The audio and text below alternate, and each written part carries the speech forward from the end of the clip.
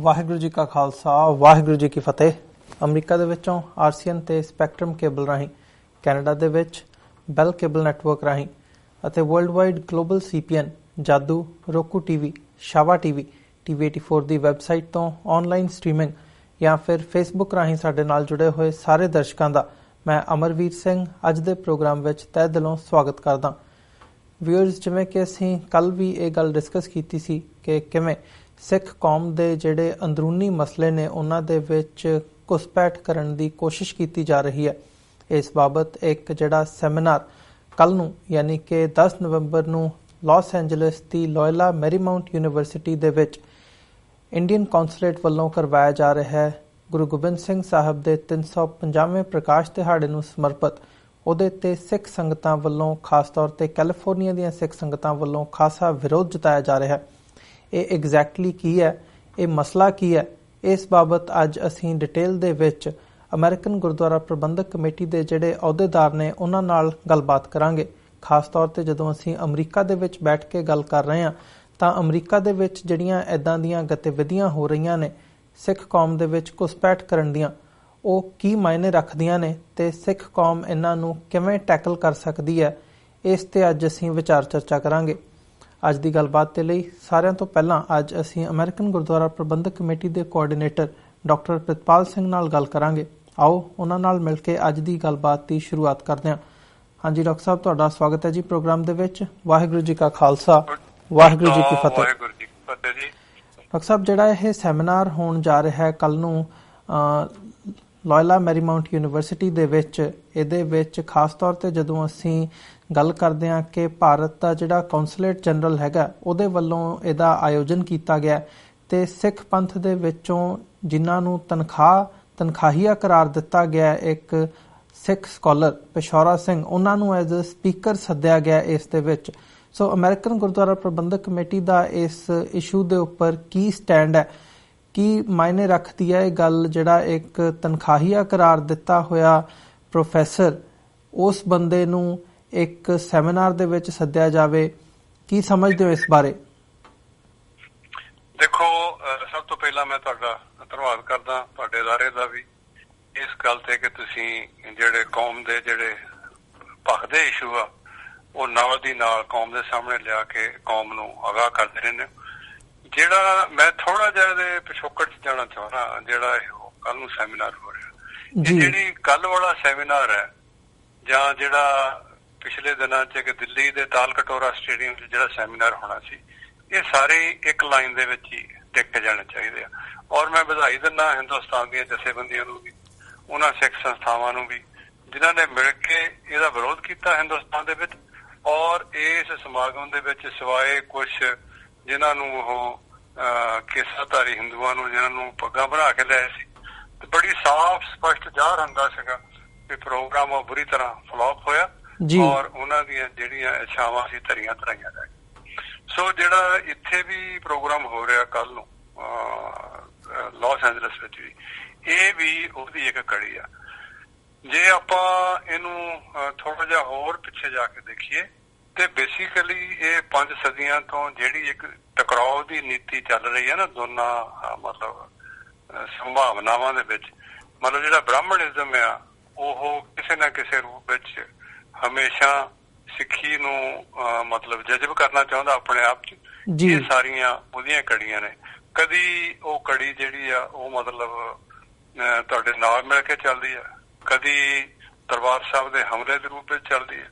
ਕਦੀ ਤੁਹਾਨੂੰ ਲਾਲਚ ਦੇਣ ਦੀਆਂ ਕੋਸ਼ਿਸ਼ਾਂ, ਕਦੀ ਖਰੀਦਣ ਦੀਆਂ ਕੋਸ਼ਿਸ਼ਾਂ। ਇਹ ਸਾਰੀਆਂ ਜਿਹੜੀਆਂ ਪਿਛਲੇ ਲੰਬੇ ਸਮੇਂ ਤੋਂ ਜਿਹੜਾ ਇਹਨਾਂ ਦਾ ਇੱਕ ਵਰਤਾਰਾ ਹੈ, ਇਹ ਉਹਦਾ ਹੀ ਇੱਕ ਹਿੱਸਾ।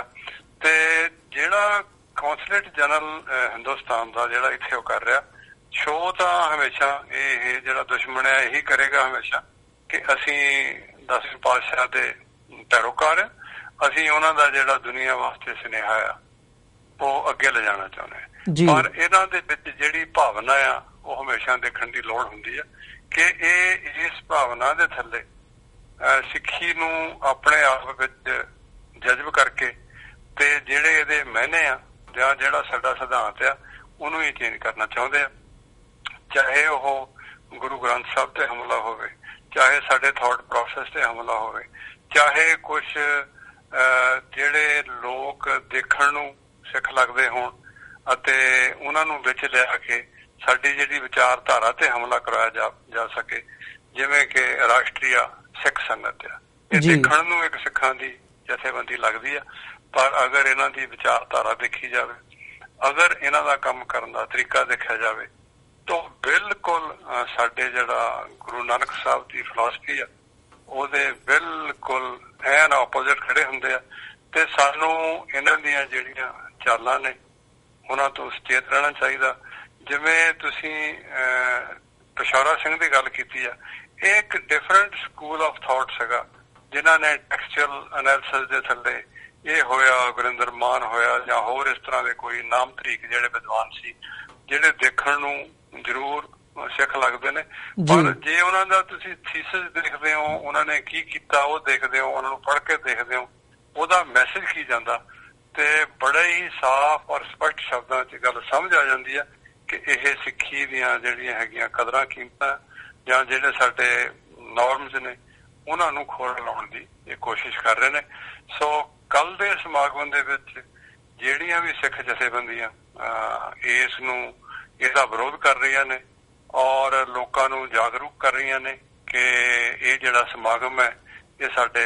ਪੰਥ ਦੇ ਬਿਲਕੁਲ ਖਿਲਾਫ ਭੁਗਤ ਰਿਹਾ ਜੀ, ਅਸੀਂ ਉਹਨਾਂ ਦਾ ਧੰਨਵਾਦ ਵੀ ਕਰਦੇ ਹਾਂ ਔਰ ਅਸੀਂ ਇਸ ਇਸ਼ੂ ਤੇ ਕੌਮੀ ਪੱਖ ਤੋਂ 100% ਉਹਨਾਂ ਦੇ ਨਾਲ ਖੜੇ ਹਾਂ ਔਰ ਜੋ ਉਹਨਾਂ ਦੀਆਂ ਭਾਵਨਾਵਾਂ ਅਸੀਂ ਉਹਨਾਂ ਦੇ ਨਾਲ ਖੜੇ ਹੋ ਕੇ ਅਸੀਂ ਕੌਮੀ ਭਾਵਨਾਵਾਂ ਦੇ ਤੌਰ ਤੇ ਇਕੱਠੇ ਹੋ ਕੇ ਇਹ ਜਿਹੜੇ ਹਾਲਾਤ ਨੇ ਇਹਨਾਂ ਦਾ ਮੁਕਾਬਲਾ ਕਰਾਂਗੇ। ਔਰ ਜਿਸ ਤਰ੍ਹਾਂ ਹਿੰਦੁਸਤਾਨ ਦੀ ਧਰਤੀ ਤੇ ਦਿੱਲੀ ਦੇ ਵਿੱਚ ਸਾਰੀਆਂ ਸਿੱਖ ਸੰਸਥਾਵਾਂ ਨੇ ਮਿਲ ਕੇ ਇਸ ਗੱਲ ਦਾ ਵਿਰੋਧ ਕਰਕੇ ਇਸ ਨੂੰ ਨਾ ਕਾਮਯਾਬ ਕੀਤਾ, ਸਾਨੂੰ ਪੂਰੀ ਆਸ ਹੈ ਕਿ ਕੱਲ ਦਾ ਵੀ ਜਿਹੜਾ ਪ੍ਰੋਗਰਾਮ ਹੈ ਅਸੀਂ ਉਹਨੂੰ ਨਾ ਕਾਮਯਾਬ ਕਰਾਂਗੇ। ਪਰ ਮੇਰੀ ਇੱਥੇ ਇੱਕ ਹੋਰ ਛੋਟੀ ਜਿਹੀ ਬੇਨਤੀ ਹੋਏਗੀ ਕਿ ਸਾਨੂੰ ਜਦੋਂ ਹੀ ਏਦਾਂ ਦਾ ਕੋਈ ਸਾਡੇ ਸਿਰ ਤੇ ਆ ਕੇ ਗੱਲ ਪੈਂਦੀ ਹੈ ਅਸੀਂ ਉਦੋਂ ਹੀ ਸੁਚੇਤ ਹੁੰਦੇ ਹਾਂ। ਸਾਨੂੰ ਇਹਦੇ ਵਾਸਤੇ ਤਿਆਰੀ ਕਰਨ ਦੀ ਲੋੜ ਨਾ ਪਵੇ। ਅਸੀਂ ਸਾਡਾ ਜਿਹੜਾ ਇੱਥੇ ਵਿਚਰਨ ਦਾ ਜਿਹੜਾ ਗੁਰੂ ਗ੍ਰੰਥ ਸਾਹਿਬ ਦਾ ਮੈਸੇਜ ਆ ਉਹਨੂੰ ਘਰ ਘਰ ਪਹੁੰਚਾਉਣ ਦਾ ਸਾਡਾ ਆਪਣਾ ਹੀ ਇੱਕ ਏਦਾਂ ਦਾ ਪ੍ਰੋਗਰਾਮ ਹੋਣਾ ਚਾਹੀਦਾ ਤਾਂ ਕਿ ਜਿਹੜੀਆਂ ਇਹੋ ਜਿਹੀਆਂ ਪੰਥ ਦੁਸ਼ਮਣ ਤਾਕਤਾਂ ਆ ਉਹ ਗਾਹੇ ਬਗਾਹੇ ਆ ਕੇ ਸਾਨੂੰ ਖਰਾਬ ਨਾ ਕਰ ਸਕਣ। ਜੀ ਡਾਕਟਰ ਸਾਹਿਬ, ਜਿਵੇਂ ਤੁਸੀਂ ਗੱਲ ਕੀਤੀ ਹੈ ਇਸ ਸਾਰੇ ਦੇ ਵੇਰਵੇ ਦੀ, ਪਰ ਜਦੋਂ ਅਸੀਂ ਦੇਖਦੇ ਹਾਂ ਕਿ ਪਹਿਲਾਂ ਵੀ ਪਿਛੋਕੜ ਦੇ ਵਿੱਚ ਵੀ ਜੇ ਨਜ਼ਰ ਮਾਰੀਏ ਅਜੋਕੇ ਇਤਿਹਾਸ ਦੇ ਵਿੱਚ ਤਾਂ ਭਾਰਤ ਸਰਕਾਰ ਦੇ ਉੱਪਰ ਇਹ ਜ਼ਰੂਰ ਸਿੱਖਾਂ ਵੱਲੋਂ ਇਲਜ਼ਾਮ ਲਗਾਏ ਜਾਂਦੇ ਰਹੇ ਆ ਕਿ ਡਾਇਸਪੋਰਾ ਸਿੱਖਾਂ ਦੀ ਜਿਹੜੀਆਂ ਗਤੀਵਿਧੀਆਂ ਹੈਗੀਆਂ ਨੇ ਉਹਦੇ ਵਿੱਚ ਇਨਡਾਇਰੈਕਟਲੀ ਉਹਨਾਂ ਵੱਲੋਂ ਦਖਲਅੰਦਾਜ਼ੀ ਕੀਤੀ ਜਾ ਰਹੀ ਹੈ। ਤੇ ਪਰ ਜਦੋਂ ਅੱਜ ਇਸ ਸਮਾਗਮ ਬਾਰੇ ਅਸੀਂ ਦੇਖਦੇ ਹਾਂ, ਇਸ ਸੈਮੀਨਾਰ ਦੀ ਗੱਲ ਕਰਦੇ ਹਾਂ, ਤਾਂ ਇਹ ਕਿਤੇ ਨਾ ਕਿਤੇ ਜਿਹੜਾ ਇੱਕ ਸਿੱਧੀ ਲੱਤ ਅਡਾਉਣ ਵਾਲੀ ਗੱਲ ਦੇਖਣ ਨੂੰ ਮਿਲ ਰਹੀ ਹੈ ਕਿ ਕਾਉਂਸਲੇਟ ਜਨਰਲ ਆਫ ਇੰਡੀਆ ਵੱਲੋਂ ਇਹ ਜਿਹੜਾ ਸੈਮੀਨਾਰ ਹੈ ਉਹਨੂੰ ਕੋ ਸਪਾਂਸਰ ਕੀਤਾ ਜਾ ਰਿਹਾ ਤੇ ਉੱਥੇ ਜਿਹੜੇ ਵਿਦਵਾਨ ਨੂੰ ਸੈਮੀਨਾਰ ਦੇ ਵਿੱਚ ਐਜ਼ ਅ ਬੁਲਾਰੇ ਇੱਕ ਸਪੀਕਰ ਸੱਦਿਆ ਗਿਆ, ਉਹਨਾਂ ਉਸ ਬੁਲਾਰੇ ਨੂੰ ਪਿਸ਼ੌਰਾ ਸਿੰਘ ਨੂੰ ਅਕਾਲ ਤਖਤ ਤੋਂ ਤਨਖਾਹੀਆ ਕਰਾਰ ਦਿੱਤਾ ਗਿਆ। ਇਹਦੇ ਕੀ ਮਾਇਨੇ ਨੇ? ਕੀ ਇਹ ਗੱਲ ਇਹ ਸਮਝੀ ਜਾ ਸਕਦੀ ਹੈ ਵੀ ਹੁਣ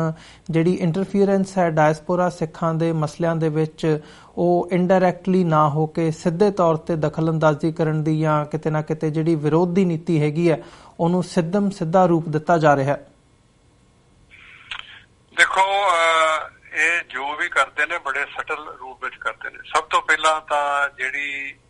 ਜਿੱਥੇ ਤੱਕ ਇਸ ਗੱਲ ਦਾ ਸਰਕਾਰੀ ਰੂਪ ਵਿੱਚ ਦਖਲ ਆ ਅਸੀਂ ਇਹਦੀ ਪੁਰਜ਼ੋਰ ਸ਼ਬਦਾਂ 'ਚ ਨਿਖੇਧੀ ਕਰਦੇ ਹਾਂ, ਪਰ ਦੇਖੋ ਉਹਨਾਂ ਕੋਲ ਇਹਦਾ ਬੜਾ ਸਾਫ਼ ਜਵਾਬ ਦੇ ਰਿਹਾ ਕਿ ਅਸੀਂ ਜਿਹੜੀ ਆਪਣੇ ਦੇਸ਼ ਦੀ ਸੰਸਕ੍ਰਿਤੀ ਆ, ਆਪਣੇ ਦੇਸ਼ ਦੇ ਜਿਹੜੇ ਧਰਮ ਨੇ, ਵੱਖ-ਵੱਖ ਧਰਮ ਨੇ, ਜਾਂ ਜਿਹੜੀਆਂ ਸਾਡੇ ਧਾਰਮਿਕ ਨੇਤਾਵਾਂ ਨੇ ਕਹਿ ਲਓ ਜਾਂ ਗੁਰੂਆਂ ਨੇ ਜਾਂ ਵੱਡੇ ਬੰਦਿਆਂ ਨੇ ਜਿਹੜੀਆਂ ਪਿਛਲੇ ਸਮੇਂ 'ਚ ਹਿੰਦੁਸਤਾਨ ਦੀ ਸੰਸਕ੍ਰਿਤੀ ਨੂੰ ਅੱਗੇ ਵਧਾਉਣ ਵਾਸਤੇ ਜਿਹੜੇ ਕਾਰਜ ਕੀਤੇ ਨੇ, ਅਸੀਂ ਉਹ ਵੈਲਿਊਜ਼ ਇੱਥੇ ਲੈ ਕੇ ਆ ਰਹੇ ਹਾਂ ਔਰ ਉਹਨਾਂ ਨੂੰ ਲੋਕਾਂ ਤੇ ਦੱਸ ਰਹੇ ਹਾਂ। ਇਹ ਤਾਂ ਇੱਥੇ ਇਹ ਗੱਲ ਕਹਿ ਕੇ ਉਹ ਸਾਫ਼ ਵੱਜਦੇ ਨੇ, ਪਰ